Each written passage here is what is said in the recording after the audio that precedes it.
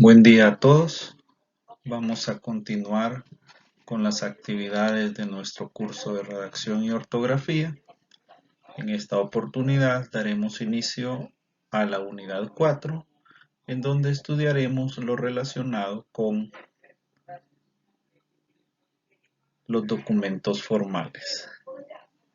Aprovecho esta oportunidad para motivarles, ya que estamos entrando en la recta final de nuestro ciclo lectivo. Y por ello, pues, atentamente solicito a cada uno de ustedes su participación activa a lo largo de cada una de las actividades que propondré, los foros y sobre todo una especial mención al cumplimiento de las tareas en los tiempos especificados.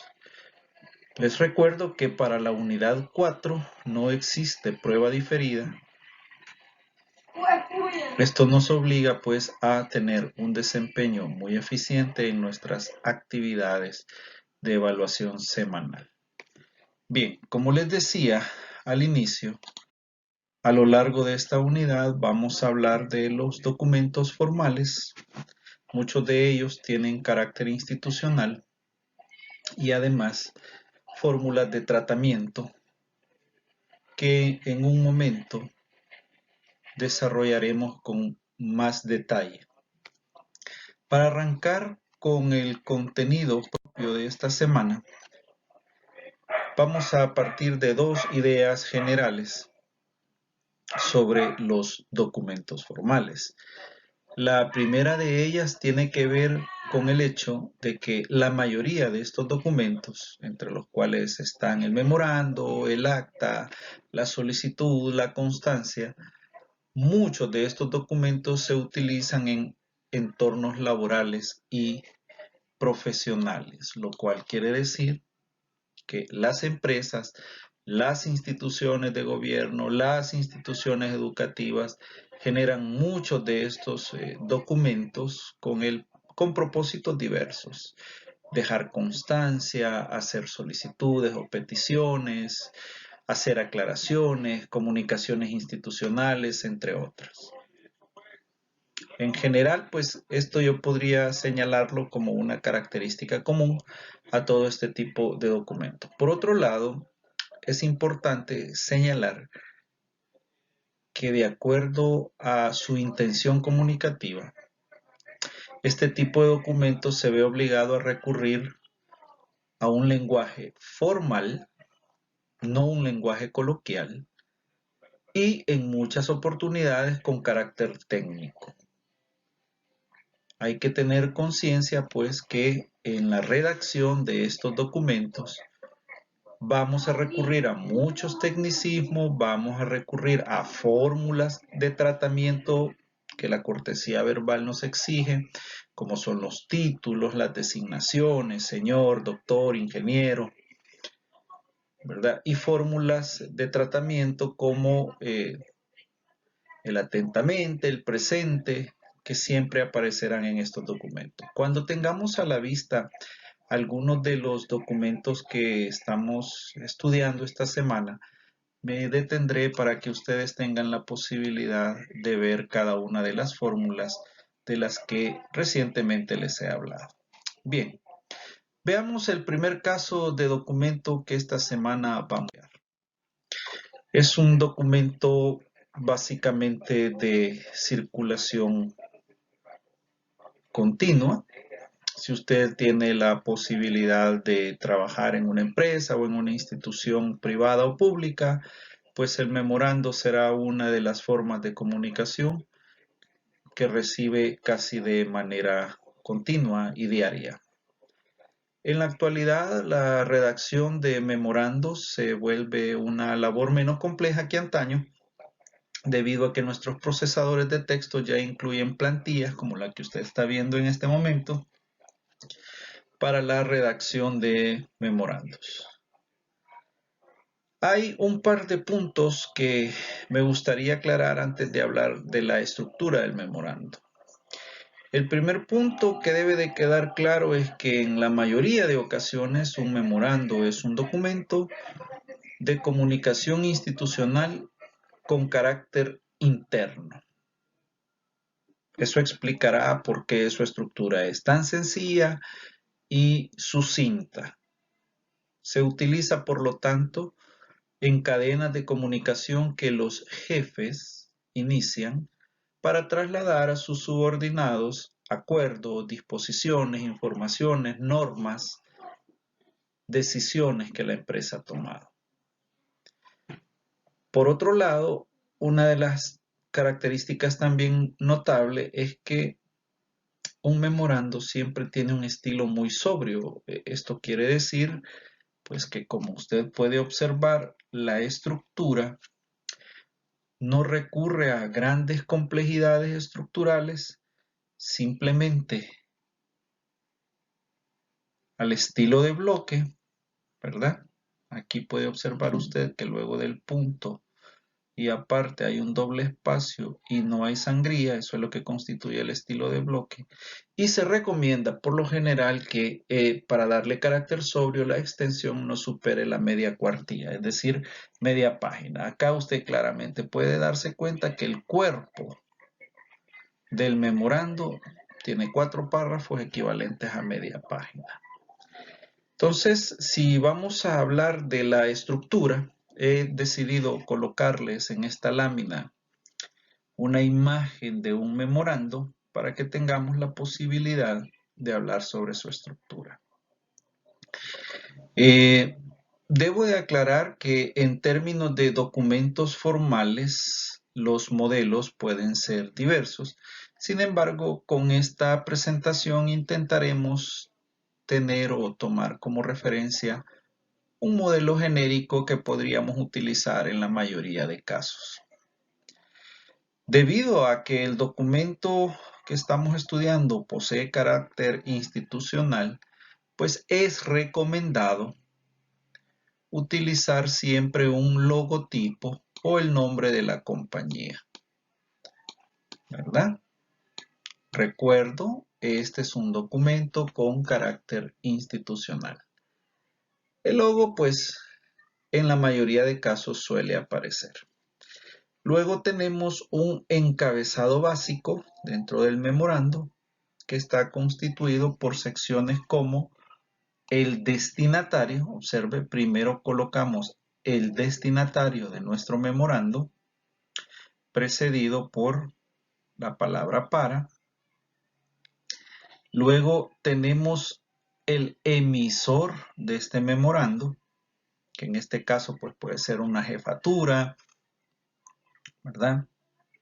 Quien va a informarnos sobre un día de asueto, sobre el incremento en nuestras horas laborales, que nos van a informar sobre las disposiciones para el uso del parqueo, etcétera, etcétera. Entonces, el emisor ocupa el segundo lugar dentro de esta estructura. El con copia se suele utilizar para que terceros también se den por enterados de la comunicación que estamos girando. Voy a poner un ejemplo breve. ¿Qué sucede si el jefe de recursos humanos de la empresa en la que estamos laborando nos notificará que a partir de la próxima semana el área de parqueo no podrá ser utilizada por los empleados debido a que se harán reparaciones en ella? En este caso, se tendría que copiar al jefe de seguridad o al coordinador de seguridad para que notifique a los agentes que nadie podría entrar. Este con copia lo que nos ayuda obviamente es a que terceros formen parte de la cadena, lo que antes decía. Se escribe la fecha en el memorando y suele escribirse un asunto. En este último punto, pues, tiene que ser una relación muy puntual y concreta, ilustrativa respecto al contenido general del memorando. No se recomienda acá, en asunto, escribir frases largas. Simplemente una frase que resuma de la mejor manera el contenido. Por ejemplo, sobre uso de parqueos. Posteriormente, pues nos damos cuenta, viene lo que constituye el cuerpo de nuestro memorando. Acá pues voy a volver a esta parte de la lámina para recordar primero que no debe de ser un documento extenso. Una media cuartilla, tal y como lo estamos viendo ahí, es lo más recomendado. Además, se utiliza pues un lenguaje sobrio, directo, sin rodeos y comprensible para todo el personal al que va dirigido. Entonces, en el caso del memorando, pues esta plantilla que acabamos de ver nos serviría y podríamos resolver con ella diferentes situaciones comunicativas. Bueno, procedo entonces ahora bien, siguiendo con nuestra clase sobre documentos formales, vamos a hablar ahora sobre la solicitud, que tal como la definición lo dice, con este documento una persona solicita de manera atenta el goce de un derecho, beneficio o servicio a aquella persona o institución que considere que puede atendérselo. En este sentido, pues las solicitudes también son documentos de curso común y corriente a nivel institucional e interinstitucional, a diferencia del memorando que solo lo es interno.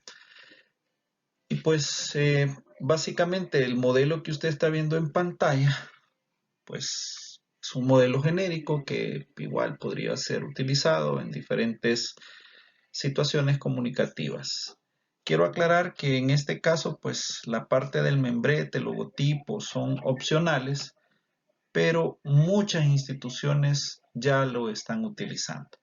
Si analizamos un poco la estructura que tiene la solicitud, pues en primer lugar vamos a observar que hay lugar y fecha. En este caso es importante tener claro pues que el lugar y el fecha estarán separados una coma.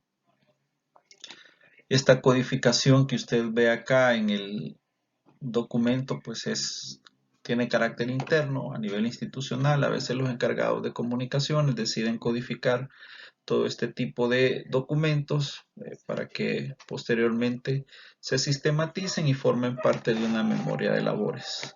Lo que sí quiero insistir mucho es que en estos documentos hay fórmulas de tratamiento que usted puede ver acá. Señores, ¿sí?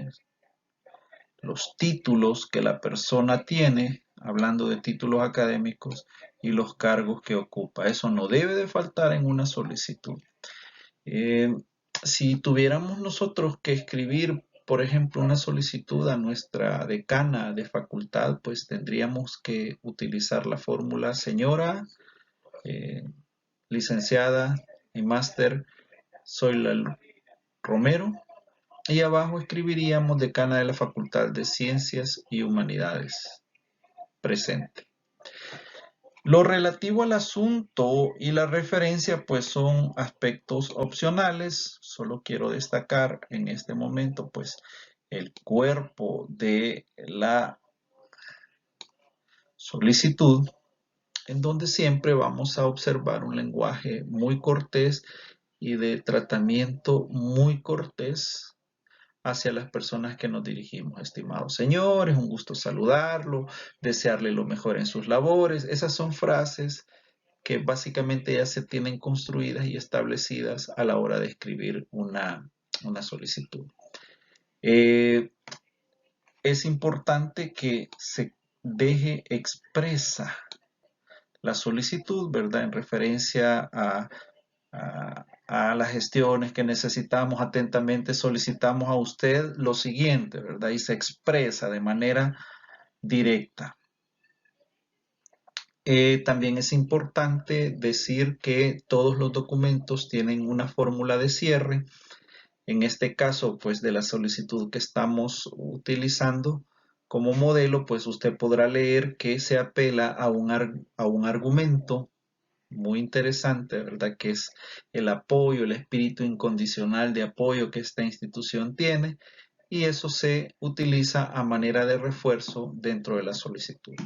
Por favor, no olvide al final de su solicitud escribir la frase de cierre atentamente, una coma, el nombre, el cargo de la persona que está realizando dicha solicitud. En relación pues a este documento, les insto a leer los recursos que he colocado en la semana en trámite para que ustedes puedan comprender mejor algunas particularidades de la solicitud. Bien, con relación al último documento que vamos a estudiar, que es la constancia, habrá que establecer justamente, aunque sea un poco reiterativo, que este tipo de documentos los utilizamos cada vez que queremos establecer o dar carácter fehaciente de la ocurrencia de algún hecho. Las constancias siempre tienen un alto nivel de formalismo, poco a poco lo vamos a estudiar, vamos a detenernos un poco en la estructura. Lo primero que debemos de comentar en el modelo que tenemos acá es que aparece un membrete, ¿verdad? Hay que recordar que estos documentos suelen ser oficiales, por lo tanto la institución se identifica plenamente. A continuación vamos a ver lugar y fecha. Vuelvo al punto que ya mencioné anteriormente. Lugar y fecha deben de separarse por una coma. En este modelo en particular, pues tenemos claramente establecido con letra mayúscula y una tipografía mayor el hecho de una constancia. Siempre en las constancias hay fórmulas de inicio muy recurrentes. En este caso, quien suscribe,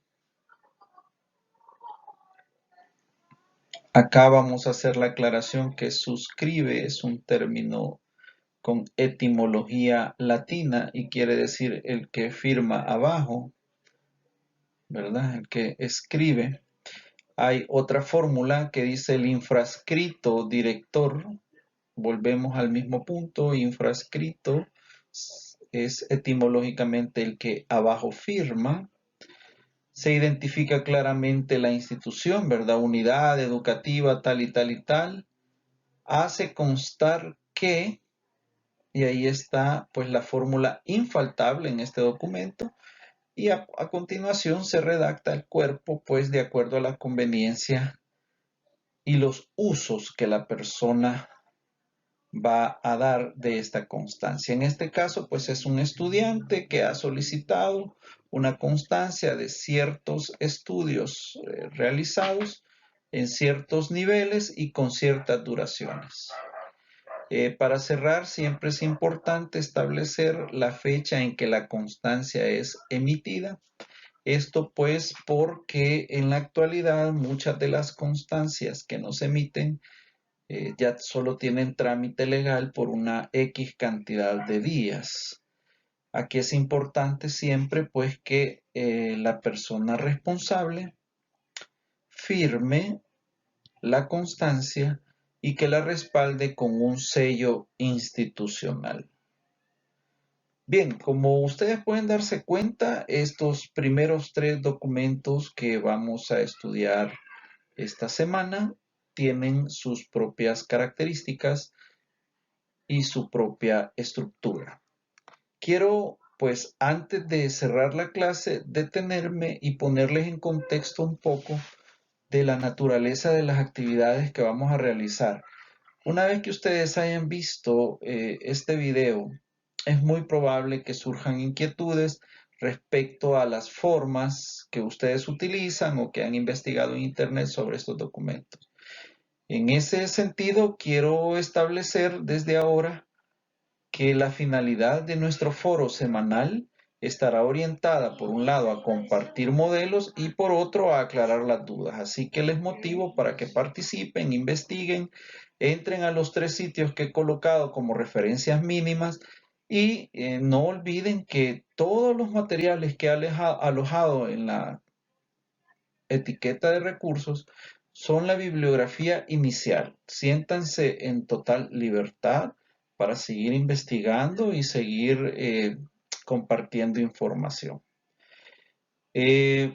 Adicional, pues a estas actividades, la próxima semana estaremos haciendo una comparativa entre los documentos estudiados. Para ello, pues voy a proponer ya en la siguiente semana una actividad evaluada donde tengamos que comparar la estructura y buscar coincidencias y disidencias entre estos documentos.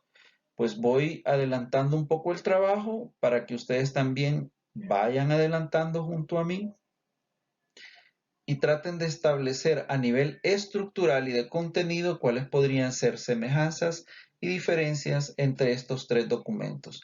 Completaríamos esa actividad la semana entrante con los últimos dos y una práctica de redacción de alguno de estos documentos. Pues bien, les agradezco mucho la atención. Espero que este recurso sea de utilidad. No me resta más que motivarlos. Estamos, como lo dije al inicio, cerrando nuestro ciclo lectivo. No está de más, obviamente, recordarles, ¿verdad?, que cada semana estaremos desarrollando actividades para ir conformando nuestras notas de laboratorio y de examen parcial. Así que, por favor, manténganse en contacto permanente esta semana con nuestra plataforma de estudios y cualquier inquietud que ustedes tengan adicionalmente, pues la podré contestar. Solamente les pediría que utilicen la mensajería de la plataforma porque estoy teniendo algunos problemas con mi correo institucional. Entonces, es mucho más seguro que les responda si utilizan la mensajería directa de la plataforma. Bueno, es un gusto haber compartido con ustedes estas ideas, pues espero que sean de su entero provecho y satisfacción. Nos seguiremos escuchando y viendo a través de este medio.